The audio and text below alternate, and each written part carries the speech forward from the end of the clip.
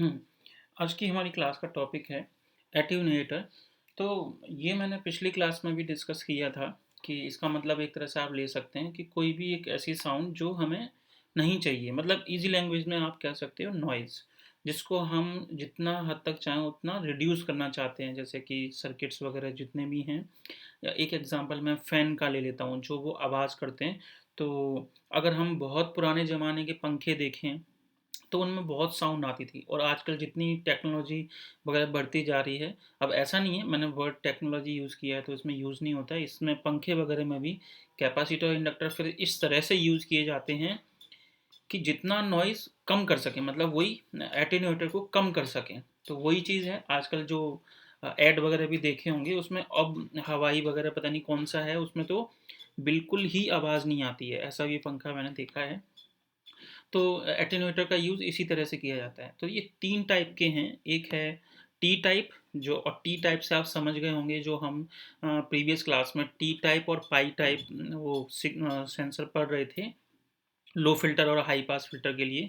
तो उसी तरह से यहाँ एटेन्यूएटर 3 टाइप के हैं, एक टी टाइप है, एक पाई टाइप है एटेन्यूएटर, और तीसरा है सिमेट्रिकल लेटिस एटेन्यूएटर। तो मैंने क्वेश्चन जो हैं तीनों के ही देखे हैं फिर से। तो ये चैप्टर ऑब्वियसली न्यूमेरिकल्स के ऊपर ही था, लेकिन बहुत इजी है, तो चलो समझते हैं अब इसके भी न्यूमेरिकल्स वगैरह भी। तो एटेन्यूएटर का मीनिंग समझ आ गया होगा कि ये एक दो पोर्ट रजिस्टर, दो पोर्ट का मतलब वही है इनपुट और आउटपुट वाला रजिस्टिव नेटवर्क होगा। रजिस्टिव का मतलब है यहाँ पे कि एटेन्यूएटर में कोई भी कैपेसिटर या इंडक्टर नहीं होगा, यहाँ सिर्फ रजिस्टेंस होगा। ठीक है, तो ये रजिस्टिव नेटवर्क होता है कौन, attenuator, which is use to reduce the signal level of a by a given amount, जो भी अमाउंट है उसका रिड्यूस करेगा उसको। ठीक है, तो ये सिमेट्रिकल भी हो सकता है और असिमेट्रिकल भी होता है, और ये फिक्स भी हो सकते हैं और वेरिएबल भी हो सकते हैं। जैसे कि कभी कभी दे दिया जाएगा सर्किट में कि ये जो एटेन्यूएटर है कितनी वैल्यू, यानी जो नॉइज़ है उसको वो कितना कम कर सकता है, कितना फिक्स भी हो सकता है, वेरिएबल भी हो सकता है, सिमेट्रिक और असिमेट्रिकल भी हो सकता है। जो फिक्स होता है यानी कि जिसकी फिक्स वैल्यू होगी कि ये इतने अमाउंट कम कर देगा नॉइज़ को, तो उसको हम बोलते हैं पैड। तो जो वेरिएबल एटेन्यूएटर होते हैं वो वॉल्यूम कंट्रोल करने के लिए यूज़ होता है, जैसे अभी थोड़ी देर पहले ही मैंने आपको बताया था कि फ़ैन की जो स्पीड कंट्रोल वगैरह उन सब में इन सब चीज़ों की यूज़ वगैरह किया जाता है। मतलब एक पर्टिकुलर अमाउंट का मैं नॉइज़ तो मैंने एक एग्जांपल दिया था आपको समझने के लिए, और एटेन्यूएटर मतलब कोई भी चीज़ को रिड्यूस करने वाला, कम करने वाला। जैसे कि हम फैन की स्पीड को भी तो कंट्रोल करते हैं ना, तो उसमें सिर्फ रेजिस्टेंस ही होता है। तो जब मैक्सिमम रेजिस्टेंस लगा देंगे तो करंट कम फ्लो होगा, उस हिसाब से पंखे की स्पीड कम ज़्यादा कर सकते हैं। तो मीनिंग यही है कि हम स्पीड कंट्रोलिंग के लिए भी फैन में यूज़ करते हैं एटेन्यूएटर वगैरह का। लेबोरेटरी में भी यूज़ होता है। ठीक है, ये तो हो गया इसका यूज़, और मतलब ऊपर ऊपर से आप समझ गए कि एटेन्यूएटर क्या होता है। अब आते हैं, बात करते हैं नॉइज़। जैसे मैंने बताया, तो उसका जो एसआई सिस्टम में यूनिट है वो डेसिबल होती है, तो सेम उसी लॉजिक से एटेन्यूएशन जो यहाँ है उसकी जो एसआई यूनिट हम यूज़ करेंगे अपने न्यूमेरिकल्स में, वो डेसिबल यूज़ करेंगे, इसको हम डीबी लिख की फॉर्म में लिखेंगे। तो अब बात आती है कि इसका बेसिक फॉर्मूला है क्या, बेसिक फॉर्मूला क्या है, और जब हम टी टाइप पी और ये पाई टाइप पढ़ रहे होंगे वहाँ पे क्या फॉर्मूला वगैरह होगा इसका। तो इसका जो बेसिक फॉर्मूला है, 10th क्लास की अगर फिजिक्स आपने देखी होगी तो वहाँ पे भी था ये। तो एटेन्यूएशन का फॉर्मूला है कि 10, फिर यहाँ लॉग, और ये आपको पता होना चाहिए कि जो लॉग के साथ में ये जो लिखा है वो ऑब्वियसली बेस है, तो यहाँ बेस कभी कभी ई होता है और कभी कभी 10। जो हम साइंटिफिक एप्रोच यूज़ करते हैं उसमें दोनों चीज़ें होती हैं। तो जब आप न्यूमेरिकल करें तो ध्यान से कीजिए कि आप जो लॉग सॉल्व कर रहे हैं वहाँ बेस 10 लगा के आपने सॉल्व किया है या बेस ई लगा के, क्योंकि क्वेश्चन का आंसर चेंज हो जाएगा। तो इस चीज़ का ध्यान रखना है आपको कि जब साइंटिफिक एप्रोच में आप न्यूमेरिकल्स करें एग्जाम में या अभी प्रैक्टिस के टाइम पे, तो बेस 10 का ध्यान रखें। P1 का मतलब है इनपुट पावर, जो भी सर्किट होगा उसका इनपुट पावर, और ये आउटपुट पावर। तो ये तो है बेसिक फॉर्मूला, लेकिन जो हमारे सिलेबस में क्वेश्चंस हैं उसमें ये फॉर्मूला यूज नहीं होगा, इससे एक फॉर्मूला ड्राइव किया जाएगा, उसको यूज करेंगे हम लोग, ठीक है। तो अभी हमारा काम है यहाँ पे ये पता करना कि जो एटेन्यूएटर होंगे उसमें फॉर्मूला क्या यूज़ होगा। तो बेसिकली मैं बताता हूँ आपको, देखो तीन चीज़ें हैं, एक टी टाइप वाला है, एक पाई टाइप वाला है, और एक है लैटिस वाला। इसमें भी हमें तीन चीज़ें याद रखी हैं, एक डेसिबल का फॉर्मूला, और एक R1 और एक R2। पाई टाइप वाले में भी एक फॉर्मूला याद रखना है डेसिबल वाला, एक R1 की वैल्यू और एक R2 की वैल्यू। इसी तरह से लैटिस वाले में, मतलब बेसिक सी चीज़ है कि आपको एटेन्यूएटर की डेफिनेशन पता होनी चाहिए। और न्यूमेरिकल जो आपको एग्जाम में पूछा जा रहा है वो किसके ऊपर है, जैसे प्रीवियस क्लास आपने देखी होगी, वो उसमें साफ साफ कहते थे कि डिज़ाइन अ लो पास फिल्टर, या डिज़ाइन अ टी सेक्शन वाला लो पास फिल्टर, या हाई पास वाला। तो इसी तरह से यहाँ भी कहा जाएगा आपसे कि टी सेक्शन के बारे में, टी सेक्शन के ऊपर आप R1 R2 की वैल्यू बताओ, बेसिक की जो डेसिबल की वैल्यू वो बताओ, या मैं बताऊंगा, अभी न्यूमेरिकल करेंगे। तो बेसिकली मैं यहाँ ये लिख के ये बताना चाहता था कि आपको तीन ये, फिर तीन यहाँ छः, और तीन यहाँ नौ फॉर्मूले, हालांकि आपस में रिलेशन भी होंगे जिससे आप याद करने की कोई ना कोई ट्रिक निकाल पाएंगे। तो पहले तो मैं इसको एक्चुअल ड्राइव करता हूँ कि क्या फॉर्मूला होता है इसका डेसिबल का, क्योंकि ये तो हमारा बेसिक फॉर्मूला है। तो जब हम एटेन्यूएटर की लैंग्वेज में पढ़ रहे हैं तो क्या होगा, तो सबसे पहले तो देखिए पावर का फॉर्मूला क्या होता है, ये हम पिछली क्लासेस में भी यूज़ कर चुके हैं, आई स्क्वायर आर। तो वही फॉर्मूला मैंने यहाँ पे पुट किया। तो डी वी की यहाँ से वैल्यू क्या आएगी, 10 एज इट इज़, फिर लॉग बेस 10 ब्रैकेट, P1 की जगह हमने आई स्क्वायर पुट किया, तो ये आएगा I1 स्क्वायर, रजिस्टेंस हम मान लेते हैं आर नॉट। इसी तरह से डिनोमिनेटर में I2 का स्क्वायर, और ये आर नॉट कैंसिल हो जाएगा, तो डी बी की क्या वैल्यू मिल गई आपको, 10 log base 10, R naught cancel हो जाएगा, I1 square divided by I2 का स्क्वायर। आगे बढ़ते हैं, ये I1 I2 पूरा होल स्क्वायर हम उसको लिख सकते हैं, तो 10 log base 10 I1 I2 divide में और होल स्क्वायर। अब लॉग के रूल के अकॉर्डिंग ये जो पावर है वो आगे आ जाएगी, तो मैं इसको लिखूंगा D B is equal to 20 log 10 bracket I1 upon I2। अब यहाँ तो ये हो गया I1 I2 की, मतलब अगर आपको क्वेश्चन में I1 I2 दे रखे हैं तो उस हिसाब से ये फॉर्मूला, तो ये आपको याद रखना है। इसके बाद आते हैं, लेकिन अगर उन्होंने वोल्टेज दे रखा हो, तो करंट ना दे के वोल्टेज दे रखा हो तो क्या करेंगे, तो आपको फॉर्मूला पता है, V is equal to I R. तो यहाँ से अगर मैं फॉर्मूला बनाऊँ तो V1 की वैल्यू क्या आ जाएगी, I1R। इसी तरह से V2 की क्या वैल्यू आ जाएगी, I2R। तो यहाँ से मैं I1 की वैल्यू निकालूँ तो क्या बनेगा, B1 अपॉन R। तो मैंने यहाँ पुट किया 20 लॉग बेस 10, और I1 की जगह आ जाएगा B1 अपॉन R। इसी तरह से I2 की जगह B2 divided by R, R cancel हो जाएगा डिनोमिनेटर में, तो DV का एक और नया फॉर्मूला मिल गया, 20 log 10 bracket B1 upon B2। तो ये जो फॉर्मूला है वो ऑब्वियसली हमें न्यूमेरिकल पे डिपेंड करेगा कि करंट इनपुट और आउटपुट दे रखा है, 1 फॉर इनपुट है और 2 फॉर आउटपुट है, तो हम ये वाला फॉर्मूला यूज़ करेंगे। अगर वोल्टेज की फॉर्म में दे रखा है तो हम ये फॉर्मूला यूज़ करेंगे। चलिए अब आगे बढ़ते हैं। हम यहाँ पे जो ये रेशियो है ना उसको कुछ मान रहे हैं, और वो हमारे न्यूमेरिकल्स के लिए बहुत इंपॉर्टेंट है। मैं इसको हाईलाइट भी कर देता हूँ ताकि आपका ध्यान जब आप पढ़ रहे हो तो जाए, कि जो B1 अपॉन B2 है ये क्या चीज़ है, इनपुट वोल्टेज और आउटपुट वोल्टेज का रेशियो है। इसी तरह से I1 अपॉन I2 क्या चीज़ है, ये इनपुट करंट और आउटपुट करंट का रेशियो है। तो हम इसको कुछ मान लेते हैं, आप अगर देखेंगे तो यहाँ भी I1 अपॉन I2 है, यहाँ भी B1 अपॉन B2 है। इसको कुछ नाम दे देते हैं, तो क्या नाम दे देते हैं, मैंने इसको नाम दे दिया कोई भी कॉन्स्टेंट, जैसे कि n। तो ये जब वैल्यू आप यहाँ पुट करोगे तो क्या आएगा आपके पास, d B is equal to 20 log base 10, और ये n आ जाएगा। अब मैं यहाँ से यही n निकालना चाहता हूँ, तो ये n कैसे निकलेगा, तो इसके लिए हम क्या करेंगे, एंटी लॉग लेंगे। अब एंटी लॉग लेते कैसे हैं, अगर आपको मालूम है तो अच्छी बात है, नहीं पता है तो मैं एक बार दिखा देता हूँ। जैसे कि आपके पास log x लिखा है और ये बेस b है सपोज, और इक्वल टू y, तो जब हम एंटी लॉग लेते हैं तो ये जो x है वो एज इट इज लिखा जाता है, यहाँ जो ये बेस b है वो इधर लिखा जाएगा, और जो भी टर्म यहाँ RHS में जो भी लिखा होगा वो यहाँ पावर में आ जाएगा। अगर यहाँ लिखा होता y+1 तो ये y+1 हो जाता, अगर यहाँ लिखा होता y+1 का होल स्क्वायर तो यहाँ पावर में y+1 का होल स्क्वायर। एक बार और बताता हूँ, जैसे कि log सपोज यहाँ e लिखा है, यहाँ m लिखा है, और यहाँ लिखा है tan थीटा सपोज। तो अब मैं एंटी लॉग लेना चाहता हूँ तो इस m को हम एज इट इज लिखेंगे, यहाँ जो भी बेस होगा जो कि यहाँ e है, और जो राइट हैंड साइड में जो भी चीज़ लिखी होगी वो हमेशा पावर में चली जाएगी।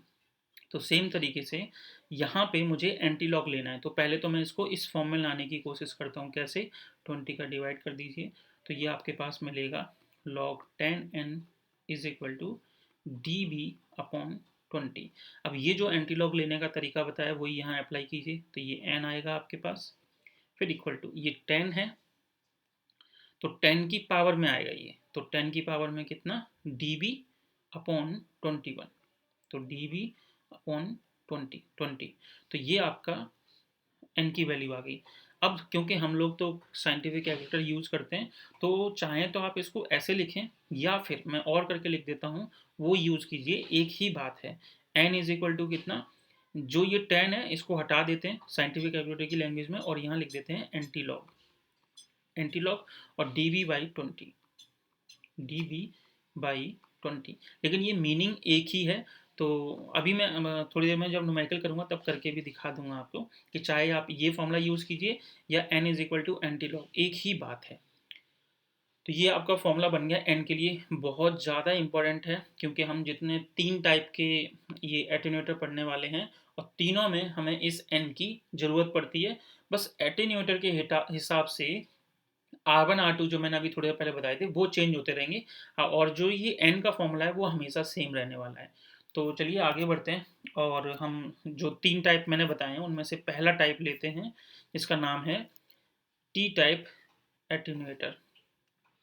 तो जैसा कि मैंने इस फॉर्मूले को इसीलिए ड्राइव भी कराया था क्योंकि ये फॉर्मूला आपको थोड़ा सा याद रखना है, ये या ये दोनों में से कोई भी याद रखिए, एक ही बात है। तो अब पढ़ते हैं टी टाइप एटेन्यूएटर। थोड़ा सा आप समझ गए होंगे पिछली क्लास से कि टी टाइप में आपको इस तरह से ये टी बना दिया, और क्योंकि वहाँ पे तो कैपेसिटर और इंडक्टर होते थे लेकिन यहाँ तो सिर्फ रजिस्टेंस है, सिर्फ रजिस्टेंस यानी रजिस्टिव नेटवर्क डेफिनेशन में भी बताया था। तो यहाँ क्या करना है, यहाँ R1 जोड़ना है, आपने अगर यहाँ R1 रजिस्टेंस जोड़ा है तो यहाँ भी R1 जोड़िए, और इस वाले पे दूसरा रजिस्टेंस यानी कि R2, तो इसी को बोल देते हैं टी टाइप। अब इसका एग्जैक्ट फिगर क्या है वो भी दिखा देता हूँ मैं। हालांकि जैसे कि मैंने पिछली क्लास में बताया था कि आपको फिगर्स याद होने चाहिए, डायग्राम्स जो टी टाइप वगैरह पाई टाइप के लिए था, तो लो पास फिल्टर के लिए तो मस्ट हैं, वो आपको याद करना ही चाहिए। लेकिन जो टी टाइप वाले हैं इनको भी आपको ध्यान रखना है, यहाँ पे R1 और ये R2 है, फिर पाई टाइप वाला भी आप याद कर लोगे, लेकिन जो तीसरे वाला है लैटिस वाला उस पर थोड़ा आपको जोर देना पड़ेगा याद करने के लिए, और न्यूमेरिकल इसके आते हैं डिज़ाइन करने के लिए। तो देखते हैं, तो इस सर्किट में क्या क्या है कि इधर R1 है, इधर भी R1 है, और इधर क्या है ये R2, और ये लोड रेजिस्टेंस है जिसको हम यहाँ पे R0 से दिखा रहे हैं। और टी टाइप एटेन्यूएटर मैंने अभी जब क्लास स्टार्ट की थी तब बताया था कि एटेन्यूएटर क्या होते हैं, सिमेट्रिकल भी हो सकते हैं और असिमेट्रिकल भी हो सकते हैं, फिक्स भी हो सकते हैं और वेरिएबल भी हो सकते हैं। तो जो फिक्स होते हैं उनका नाम तो पैर रख ही दिया था, साथ साथ सिमेट्रिकल और असिमेट्रिकल, तो जो ये टी टाइप वाला है इसको हम बोलते हैं सिमेट्रिकल एटेन्यूएटर, जो उसके अंदर कौन सा है, टी टाइप। मेरे ख्याल से इतना इंट्रोडक्शन ठीक है। तो एन का फॉर्मूला क्या है, क्योंकि याद हो जाए तो ये ध्यान रखिए, एन का फॉर्मूला तीनों टाइप के एटेन्यूएटर में यही रहने वाला है, n is equal to anti log dv/20, ऐसे याद रखिए, या 10 की पावर dv/20, एक ही बात है। मेन चीज जो चेंज होती है यहाँ पे वो R1 और R2 की फॉर्मूला हैं जिनको हम बोलते हैं इक्वेशंस, मतलब एक बार मैं बताता हूँ उनको, इक्वेशंस का कुछ स्पेशल नाम भी होता है, इसका नाम है डिज़ाइन इक्वेशन। तो डिज़ाइन इक्वेशंस आपकी चेंज होती रहेंगी, तो मैं ऐसा करता हूँ यहाँ पहले लिख लेता हूँ डिज़ाइन इक्वेशन, और डिज़ाइन इक्वेशन का मतलब है R1 R2 की वैल्यू। तो ये R1 है और ये R2। क्या है R1 का फॉर्मूला वो देखते हैं। तो R1 का फॉर्मूला है R0 और R0 कौन है, आउटपुट पे जो रेजिस्टेंस लगा हुआ है या फिर लोड रेजिस्टेंस जो लगा हुआ है। तो n-1 अपॉन में n+1, ये R1 की वैल्यू हो गई। तो R2 की वैल्यू क्या है, तो ये 2n R0 divided by n² - 1। बस ये दो चीज़ें याद रखनी है, किसके लिए, टी टाइप के लिए। अब मैं इकट्ठा ही लिख देता हूँ, फिर मैं इकट्ठे ही न्यूमेरिकल करूँगा, ठीक है। तो अब आ जाते हैं हम सीधा पाई टाइप एटेन्यूएटर पे। ये स्प्रिंट है, ये पाई लिखा हुआ है, पाई टाइप एटेन्यूएटर। एक सेकंड में इसको ठीक करता हूँ पहले।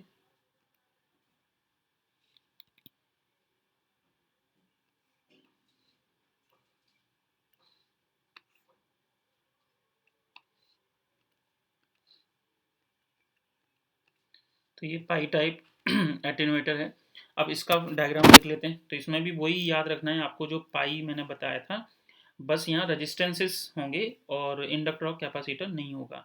तो देखिए यहाँ पे ये पाई बना लिया पहले हमने इस तरह से, और यहाँ एक रजिस्टेंस जोड़ा, क्योंकि ये अलग अलग लेग हैं तो यहाँ R2 जोड़ दीजिए और यहाँ भी R2। तो देखिए ये R1 है, इधर R2 और इधर R2, इसको लिखने की जरूरत नहीं है। यहाँ पे ये आपका आउटपुट पे हो गया। तो फिर से जैसा कि मैंने पिछले टाइप में बताया था कि जो आपका n का फॉर्मूला है वो यही रहने वाला है, बस यहाँ difference equation, design equations change हो जाएंगी। तो इसके लिए और इनका कोई शॉर्ट ट्रिक देखते हैं, अभी मिलेगी तो, अदरवाइज आपको रटना ही पड़ेगा डिज़ाइन इक्वेशंस।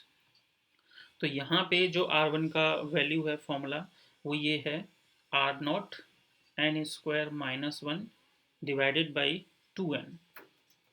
फिर R2 भी देख लेते हैं। तो R2 का फॉर्मूला है R0 n+1 divided by n-1। चलो ये तो मिल गया इसका पाई टाइप का। जस्ट थोड़ी देर रुकिए, अभी मैं याद करने की ट्रिक भी बताने की कोशिश करूँगा। तीसरा है वो है हमारे सिलेबस में लैटिस वाला, लैटिस एटेन्यूएटर। तो इसको भी देख लेते हैं, इसका डायग्राम कैसा होगा। इसका डायग्राम थोड़ा सा खतरनाक है, चलिए इसको समझना, पहले वाले को इसकी ज़रूरत नहीं है। मैं इसको हाइड ही कर देता हूँ, एक सेकंड थोड़ा रुकिए, आपको बस पहले वाले से मतलब है। चलिए तो यहाँ पे क्या है कि एक रेजिस्टेंस है लैटिस वाला, तो इसको ऐसे याद रखिए कि ये x है यहाँ पे एक तरह से। तो ऊपर एक रेजिस्टेंस हमने यहाँ जोड़ दिया, ये वाले में R1, फिर यहाँ R2, इधर भी R2, और जो R1 इधर था वही नीचे, ठीक है। चलो ये भी याद हो ही गया वैसे तो इसको हम बोलते हैं लैटिस एटेन्यूएटर। अब यहाँ पे डिज़ाइन इक्वेशंस क्या होती हैं उनका फॉर्मूला देखते हैं, और फिर मैं ट्रिक बनाने की कोशिश करूँगा, और आप अपने हिसाब से पढ़ेंगे तो आप भी देख सकते हैं कि इनके फॉर्मूला याद होते हैं। तो यहाँ पे जो R1 R2 हैं उनकी क्या वैल्यूज़ हैं, तो यहाँ जो वैल्यूज़ हैं R1 की वो है R0 n-1 अपॉन n+1। फिर R2 R0, इन दोनों का रेसिप्रोकल कर दो, मतलब n+1 ऊपर और n-1। तो चलो ये तो कहीं तक ट्रिक मिल गई आपको कि R1 का फॉर्मूला क्या है, R0, फिर R0 क्या होता है, आउटपुट वाला जो भी यहाँ लोड रेजिस्टेंस होगा, क्वेश्चन में गिवन होगा, फिर n-1 अपॉन में n+1। इसी तरह से R2 का फॉर्मूला क्या है, R0, इसी का रेसिप्रोकल कर दो ये। तो चलो लेटिस एटेन्यूएटर जो थोड़ा सा मुझे लग रहा था कि टफ होगा, बल्कि वही उतना ही ईजी निकला, क्योंकि इसके फॉर्मूले आप आराम से याद कर सकते हैं। अब आते हैं टी टाइप वाले पे। तो टी टाइप वाले का ये फॉर्मूला याद कर लीजिए R1 R2 का, कि R0 n-1 अपॉन n+1। अगर आप देखेंगे तो ये लेटिस एटेन्यूएटर वाले से मैच कर रहा है। कैसे, ये देखिए R0 और यहाँ कितना n-1 अपॉन n+1, तो ये सेम ही है n-1 अपॉन n+1। ऐसे करके मैं, आप खुद से लिखोगे तो अपने दिमाग को समझाओगे कि इनका फॉर्मूला इससे मैच कर रहा है तो जल्दी याद होगा। दूसरा है R2 का, तो 2n R0 अपॉन n² - 1। तो इसकी कोई ट्रिक नहीं है, लेकिन अगर आपने इनकी डिफरेंस डिज़ाइन इक्वेशंस को याद कर लिया है तो पाई टाइप का बड़ा इजी है। कैसे, R1 = R0 n-1 upon n+1 है ना, वो आप वो R2 का फॉर्मूला है, लेकिन इसको रेसिप्रोकेट करके। तो ये देखो n+1 ऊपर और नीचे n-1। फिर जो यहाँ 2n R0 है, इसको भी रेसिप्रोकेट कर दो। तो R0 तो ऊपर ही रहने वाला है, मैं सिर्फ बात कर रहा हूँ इनकी, जो R0 के साथ में मल्टीप्लाई होके जो लिखा हुआ है, बस उनको रेसिप्रोकल करना है। ऐसा नहीं कि आप R0 को भी नीचे कर दें, वो फिक्स है। तो इसको रेसिप्रोकेट कर दोगे तो n+1 ऊपर और n-1 नीचे, तो वो R2 का फॉर्मूला बन गया। और R1 के फॉर्मूले में इसको ऊपर लिख दोगे, इसको नीचे, तो ये बन गया। ठीक है। तो और फिर मैं बार बार यही कह रहा हूँ, आप एक जगह पेपर पे जब क्लास अटेंड करने के बाद लिखेंगे तीनों के फॉर्मूले, तो कुछ ना कुछ ट्रिक ऑब्वियसली मिल जाएगी। मैं इसलिए जोर दे रहा हूँ इन पे, क्योंकि इनकी न्यूमेरिकल सच में बहुत ईजी हैं, और 5 मार्क्स देंगे आपको, जो कि वैल्यू रखते हैं 50 मार्क्स का, जो आपका जो भी एग्ज़ाम होता है उसमें। चलिए, तो अब एक एक करके न्यूमेरिकल स्टार्ट करते हैं, और आपको खुद ही लगेगा कि क्वेश्चन बहुत ईजी हैं। बस डायग्राम थोड़े से याद रखना। तो एक एक करके करते हैं। अच्छा, ये तो इक्वेशन वाला हो गया, ये तो बता दिया है मैंने। कोई क्वेश्चन ही लेते हैं, ये लेते हैं क्वेश्चन एग्जाम्पल 8। क्या कहता है एग्जाम्पल 8? कि डिज़ाइन करना है हमें टी पैड। टी पैड का मतलब क्या हो गया? जो टी एटेन्यूएटर है वही वाला। तो अब इसमें क्या क्या लिखा गया है उस हिसाब से समझते हैं। देखिए, तो यहाँ लिखा है डिज़ाइन करना। डिज़ाइन करने का मतलब है कि डायग्राम भी आपको वैसे बनाना चाहिए, ठीक है। और डायग्राम कैसे बनाना है वो मैं आपको बता चुका हूँ। तो और फिर भी कोशिश करेंगे यहाँ पे भी। तो एटेन्यूएशन कितना दे रखा है? 60 डेसिबल। एटेन्यूएशन को हम लोग किससे डिनोट कर रहे हैं? एन से। एटेन्यूएशन को किससे डिनोट कर रहे हैं? एन से। एक बार और मेंशन कर देता हूँ मैं यहाँ पे, ताकि बाद में कन्फ्यूजन ना हो। ये जो एन है वो किसको डिनोट कर रहे हैं? एटेन्यूएशन को। चलिए, अब आगे आते हैं इस क्वेश्चन में। तो हमें n क्या गिवन है? n की वैल्यू हमें गिवन है 60 डेसिबल। आगे बढ़ते हैं। To work in a line of 100 ohm impedance. तो ये जो 100 ओम जो इन अ लाइन ऑफ दे रखा है, ये आपका आउटपुट रेजिस्टेंस है, या लोड रेजिस्टेंस कह सकते हो। तो वो है 100 ओम। ठीक है। अब आते हैं क्वेश्चन पे। जैसा मैंने बताया था, बस थोड़ी सी मेहनत है फॉर्मूला याद करने में, और क्वेश्चन सच में बहुत ईजी है। तो पहले तो n की वैल्यू गिवन है, तो n का फॉर्मूला मैंने आपको क्या सिखाया है कि 10 की पावर में dB और अपॉन में 20। n इज इक्वल टू में 10 raise to power dB upon 20। या तो आप ऐसे लिखिए, या फिर n is equal to anti log फिर dB अपॉन 20। कैसे भी लिखिए, फ़र्क नहीं पड़ता, क्योंकि एग्जाम में साइंटिफिक कैलकुलेटर ही आपको यूज़ करना है। तो कैसे करें? तो n इज इक्वल टू, यहाँ लिखेंगे हम, ये वाला थोड़ा ज़्यादा इजी है। तो dB की जगह तो dB रहने वाला है। dB की जगह देख लो यहाँ कितना दिया हुआ है। थोड़ी सी कहीं गड़बड़ की है मैंने ना, ये एटेन्यूएटर नहीं है, इसको आप dB ही रहने दो। कि कितना दिया हुआ है डेसिबल? 60 डेसिबल। इसको कांस्टेंट ही रहने दीजिए। तो ये जो dB की वैल्यू है वो कितना है? Decibel, 60 decibel. तो इस dB की जगह हम लिखेंगे 60, फिर डिवाइडेड बाई 20। ये कैंसिल हो जाएगा। तो n इज इक्वल टू 10 की पावर 3। तो n की वैल्यू कितनी आ गई आपके पास? अब आई है n की एग्जैक्ट वैल्यू, तो अब आई है, जो कि है 1000। तो ये जो 1000 आने के बाद में अब हमें क्या चाहिए? n की वैल्यू के बाद में डिफरेंस, वो डिज़ाइन इक्वेशन, वही मेन है। तो डिज़ाइन इक्वेशंस का फॉर्मूला मैंने टी पैड के लिए आपको याद करवाया था, कि R1 is equal to R0, पहले नेगेटिव वाला ऊपर। अब ये चीज़ें प्रैक्टिस से आएंगी। जैसे मुझे याद है कि जब हम टी पैड वाला पढ़ते हैं तो उसमें नेगेटिव साइन ऊपर आता है, फिर n+1 नीचे। तो जब आपकी प्रैक्टिस हो जाएगी तो आपको भी याद हो जाएंगे। अब R0 देख लीजिए, 100 ओम है। n की वैल्यू अभी अभी हमने निकाली है, तो इनटू में 999 डिवाइडेड बाई 1001। तो जब आप इसको सॉल्व करेंगे तो R1 की वैल्यू कितनी आ गई? 99 ओम। जो भी है, कैलकुलेशन हो सकता है रॉन्ग हो जाए, लेकिन तरीका यही करना है आपको। अब आते हैं R1 आने के बाद में R2 की वैल्यू निकालने के लिए। तो R2 का फॉर्मूला क्या होता है?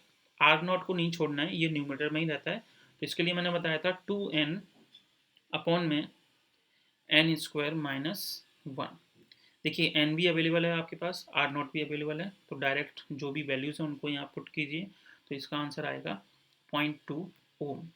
अब क्या करना है, क्योंकि क्वेश्चन में सिर्फ इतना ही नहीं पूछा गया है, क्वेश्चन में कहा गया है डिज़ाइन। तो डिज़ाइन कैसे करें, मतलब वो फिगर कैसे बनाएंगे, तो टी पैड। अब याद कीजिए थोड़ा सा कि टी पैड मैंने कैसे सिखाया था आपको, कि ऐसे ऐसे बना लीजिए। पहले टी बना लिया हमने, और क्योंकि ये टोटल रजिस्टेंस है, रजिस्टिव सर्किट है, तो हम क्या कहेंगे कि यहाँ एक रजिस्टेंस आएगा R1 और यहाँ भी R1, लेकिन यहाँ क्या आंसर आएगा डिफरेंट, यानी कि R2। तो इस सर्किट को बनाएं कैसे, तो ये टी इसी में, चलो मैं बना ही देता हूँ दोबारा। इस तरह से पहले टी बनाया, फिर ये बेस इधर, ये आउटपुट है। इसी तरह से बोल बोल के आपको याद करना पड़ेगा, अदरवाइज एग्जाम में ऐसा नहीं है कि अभी फिगर देखा और आपको एग्जाम में अपने आप बन जाएगा, हाथ से बनाना पड़ेगा। तो ये आर नॉट जो आउटपुट होता है एक तरह से, जिसकी वैल्यू हमें दे रखी है 100, तो आप इसके सामने 100 ओम लिखो, या फिर आर नॉट इक्वल टू करके ऐसे मेंशन कीजिए। फिर यहाँ ये इनपुट पे एक R1 रजिस्टेंस हमें अटैच करना है, यहाँ और एक यहाँ। तो मैंने यहाँ लिखा R1 रजिस्टेंस, और यहाँ भी वही रजिस्टेंस ऐड होगा जो इधर है R1। तो इसके ऊपर मैं लिख देता हूँ R1 कितना आया है 99 ओम, यहाँ पे 99 ओम। फिर यहाँ जो रजिस्टेंस ऐड होगा वो R2 होगा, जिसकी वैल्यू है 0.2 ओम, और यहाँ आपका इनपुट है, आप चाहें तो ऐसे छोड़ दीजिए। तो ये आपका डिज़ाइन हो गया टी पैड एटेन्यूएटर। और ये जो सर्किट है वो क्या करेगा, एटेन्यूएशन कितनी होगी इसकी 60 डेसिबल की, और वर्क लाइन कितनी है 100 ओम इम्पेडेंस की। तो ये आपका आंसर है। चलिए अब इसी तरह से आगे बढ़ते हैं, कुछ और क्वेश्चन देखते हैं। अगर उन क्वेश्चंस में सेम ही क्वेश्चन होगा, डिज़ाइन टी पैड और एटीनेशन बस वैल्यू चेंज कर रखी होगी लाइन, तो ऑब्वियसली इसी तरह से करना है, मैं उसको स्किप कर दूंगा और हम आगे बढ़ जाएंगे। तो नेक्स्ट क्वेश्चन देखते हैं किस चीज़ पे है। पाई टाइप बता दिया, उसका फिगर मैं बता चुका हूँ, ये रहा। ये क्वेश्चन करते हैं, लेकिन इस बार हमसे पूछा गया है पाई टाइप एटीमीटर। कोई बात नहीं, ये फॉर्मूले बस याद रखने हैं आपको, जो मैंने शुरू में ही बता दिया है पाई टाइप का।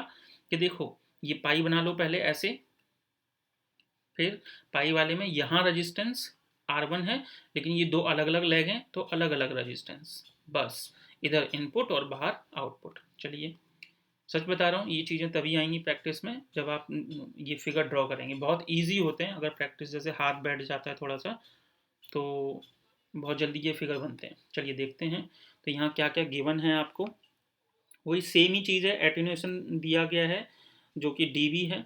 तो हम इसको क्या लिखेंगे कि 40 डेसिबल है एटेन्यूएशन, तो इसको ऐसे हिंदी में ही ऐसे लिख लीजिए अलग से, एटीन्यूएशन। कोई सिंबल मत बनाइए, अदरवाइज कन्फ्यूजन होगी, जैसे कि पिछले क्वेश्चन में मुझे हो गई थी 40 डेसिबल।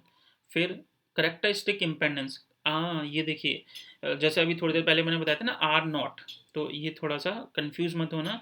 यहाँ work in a line of 100 ohm impedance मतलब आर आउटपुट, हालांकि ये भी आउटपुट है, लेकिन इससे ये पता लग गया कि वो चेंज कर सकते हैं, करेक्टरिस्टिक इम्पेडेंस भी बोल सकते हैं। तो हम इसको लिखेंगे वही, कि हमारा जो आर नॉट है वो क्या गिवन है 100 ओम, बस। तो एन का फॉर्मूला मैंने क्या बताया था आपको, 10 की पावर में डेसिबल अपॉन 20।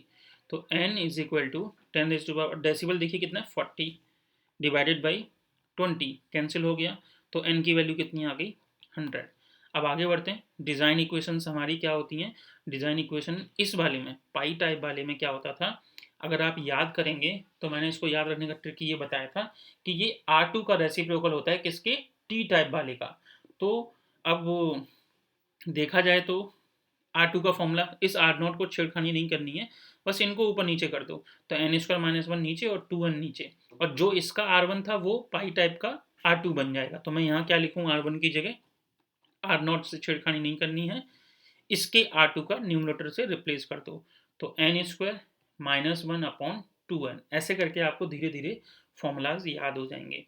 अब क्योंकि आपके पास R0 भी गिवन है, n की वैल्यू 100 है, सारी वैल्यू यहाँ पुट कीजिए, तो डायरेक्ट मैं आपकी बुक से मेंशन कर रहा हूँ 5000 ओम। इसी तरह से अब मुझे क्या निकालना है, R2, तो वो R0 को छेड़ना नहीं है एज इट इज़। अब क्या करना होता है, टी टाइप वाले का रेसिप्रोकल। तो टी टाइप वाले में n-1 ऊपर होता था, तो यहाँ पे हम n+1 ऊपर रखेंगे और n-1 नीचे। फिर से सारी वैल्यू आपके पास अवेलेबल हैं, तो यहाँ पुट कीजिए। तो R2 की वैल्यू कितनी आ जाएगी, 102 ओम। ये आने के बाद क्योंकि हमें डिज़ाइन करना है तो वो पार्ट करना मत भूलना, अदरवाइज मार्क्स नहीं मिलेंगे। तो क्योंकि हम पाई टाइप कर रहे हैं, पाई टाइप के लिए मैंने आपको बताया है, ऐसे पाई बनाइए।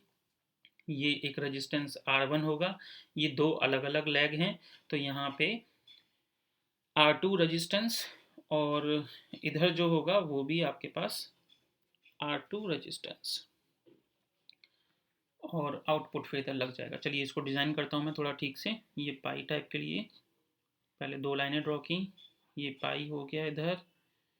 इधर आउटपुट पे मैंने एक रेजिस्टेंस ऐड कर दिया, जिसको हम करेक्टरिस्टिक इम्पेडेंस बोलते हैं। इसके बाद में इसको थोड़ा सा रफ करते हैं, इसको भी इरेज करने के बाद यहाँ रेजिस्टेंस जो ऐड होगा उसका नाम R2 है, और R2 की वैल्यू है 102 ओम। इसी तरह से यहाँ पे जो रेजिस्टेंस है वो R2 होगा, और इस R2 की वैल्यू है 102 ओम। इसी तरह से यहाँ रेजिस्टेंस ऐड होगा R1, जिसकी वैल्यू है 5000 ओम। ये आपका इनपुट हो गया और ये आउटपुट। तो ये पाई टाइप हमने एटेन्यूएटर डिज़ाइन कर दिया। तो बहुत इजी लग रहा है वैसे मुझे तो, बाकी आप थोड़ा प्रैक्टिस कीजिए तो आपको और इजी लगेगा। चलिए अब आगे बढ़ते हैं। इस क्वेश्चन के बाद में लैटिस एटेन्यूएटर मैंने बता दिया, उसका फिगर बता दिया, जिसमें से ये लेफ्ट वाला फिगर याद रखना है। डिफरेंस इक्वेशन भी मैं बता चुका हूँ। तो सीधा क्वेश्चन पे आते हैं। इस बार क्वेश्चन है design a symmetrical lattice attenuator. ठीक है, सिमेट्रिकल लैटिस वाले पे आ गए फिर से। तो इम्पेडेंस, करेक्टरिस्टिक इम्पेडेंस है 100 ओम। तो हमने इसको रिप्रेजेंट करते हैं R0 से, जो कि है 100 ओम। फिर एटेन्यूएशन कितना है, तो मैंने कहा था इसको लिख ही लीजिए इस तरह से, attenuation is equal to 20 dB। तो n का फॉर्मूला मैंने हमेशा के लिए आपको बताया है, 10 की पावर में एटेन्यूएशन अपॉन में 20। तो ये एटेन्यूएशन कितना है 20, तो हम यहाँ लिखेंगे 10⁻20 डिवाइडेड बाई 20। तो n की वैल्यू कितनी आ गई 1। अब चाहिए हमें डिज़ाइन इक्वेशन। तो डिज़ाइन इक्वेशन लैटिस वाले का जितना मुझे पढ़ाने से पहले टफ लग रहा था, लेकिन ये उतना ही ईजी है कि R1 इज इक्वल टू, जब इस वाले की इक्वेशन आती है तो बिल्कुल ये मैच करती है किससे, जो हमने टी टाइप वाला पढ़ा था। और टी टाइप वाले की जो डिफरेंस इक्वेशन, डिज़ाइन इक्वेशन के हिसाब से यहाँ क्या आना चाहिए R0, इससे कोई छिड़कानी नहीं, नेगेटिव ऊपर और पॉजिटिव नीचे। और R2 निकालना हो तो जस्ट इसी का रेसिप्रोकल कर दो, यानी R0 एज इट इज, लेकिन n+1 अपॉन n-1। तो सारी वैल्यू अवेलेबल हैं आपके पास। R0 ये गिवन है, n हमने निकाल ही लिया है 1। तो यहाँ बस हमें वैल्यूज को पुट करना है। तो देख लेते हैं एक बार पुट करके, क्योंकि n की वैल्यू 1 ही है, तो 1 आप यहाँ पुट करेंगे। कहीं कुछ गड़बड़ लग रहा है क्या, एक बार देख लेते हैं।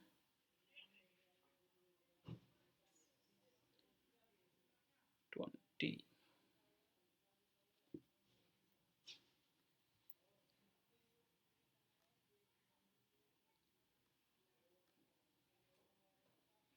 120, हाँ ये गड़बड़ हो गया थोड़ा सा।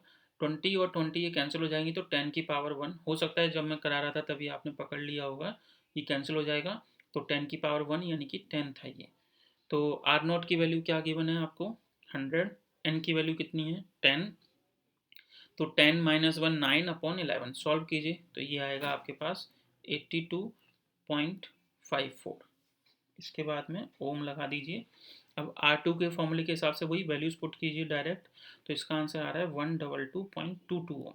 अब इसका ग्राफ मतलब डिज़ाइन कैसे बताई थी मैंने आपको बोला था ऐसे एक्स बना दीजिए, एक लाइन यहाँ और ये आउटपुट आगे जाके, तो सेम वैसा ही है। तो पहले मैंने यहाँ पे एक स्ट्रेट लाइन ड्रॉ कर लेता हूँ, इसी तरह से नीचे, और मुझे एक्स बनाना है, तो ये एक्स इस तरह से डिज़ाइन कर दो। फिर यहाँ पे क्या जुड़ जाएगा आपका आउटपुट, तो R O is equal to 100 ohm. इसके बाद में यहाँ एक रेजिस्टेंस जुड़ेगा जिसका नाम मैं दूंगा R1। यहाँ जो रेजिस्टेंस होंगे, जो R1 ऊपर है वही R1 नीचे होना चाहिए। इसमें एक रेजिस्टेंस R2 और वही सेम रेजिस्टेंस यहाँ। तो यहाँ थोड़ी सी जगह छोड़ी, यहाँ, यहाँ और एक यहाँ, तो इनको कनेक्ट कर दीजिए। तो इनको, क्योंकि रेजिस्टेंस है तो इस तरह का सिंबल यूज़ होगा। फिर यहाँ ये, यहाँ ये और लास्ट में ये। तो R1 की वैल्यू कितनी है, 82.54 ओम। इसी तरह से यहाँ 82.54 ओम। R2 की वैल्यू कितनी है, 122.22 ओम, और इधर 122.22 ओम। ये आपका इनपुट है। चाहो तो आप यहाँ पे इनपुट के नाम से डिनोट कर दो। ये आउटपुट है तो ये पोर्ट है। बस ये डिज़ाइन हो गया मेरे ख्याल से। बहुत इजी क्वेश्चंस हैं ये, और 5 मार्क्स हैं। सच मानिए इन क्वेश्चन का आंसर के आपको एग्जाम में 5 मार्क्स मिलने वाले हैं। तो अब हम आगे बढ़ते हैं। अगर आगे के न्यूमेरिकल बिल्कुल इन्हीं जैसे हुए तो मैं आपको वो प्रैक्टिस के लिए छोड़ूंगा, और अगर थोड़ा सा भी चेंज होगा तो मैं उसको फिर डिस्कस करूँगा। चलिए, तो पहला क्वेश्चन लेते हैं। एग्जाम्पल 10 हो चुका है। ये आपके प्रीवियस ईयर में पूछा गया है। टी टाइप है, एटेन्यूएशन गिवन है, वर्क इन अलाइन यानी लोड रेजिस्टेंस है। ये जो आज की क्लास का पहला क्वेश्चन था बिल्कुल ही वैसा है, बस वैल्यू चेंज करनी है। तो मैं प्रैक्टिस के लिए छोड़ रहा हूँ। ये सब प्रीवियस ईयर में आए हुए हैं।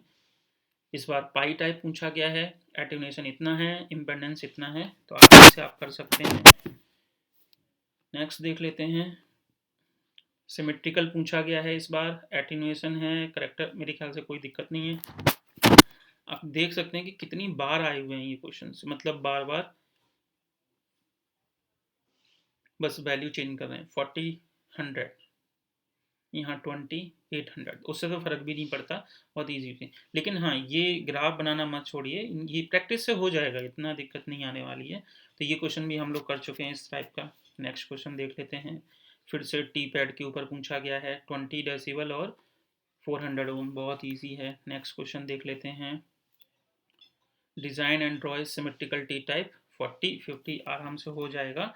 और टी टाइप ज़्यादातर पूछ रहा है। पूछे कोई भी, सारे ही ईजी हैं वैसे देखा जाए तो। लैटिस वाला पूछ लिया है इस बार, तो ये भी ईजी है। नेक्स्ट देख लेते हैं।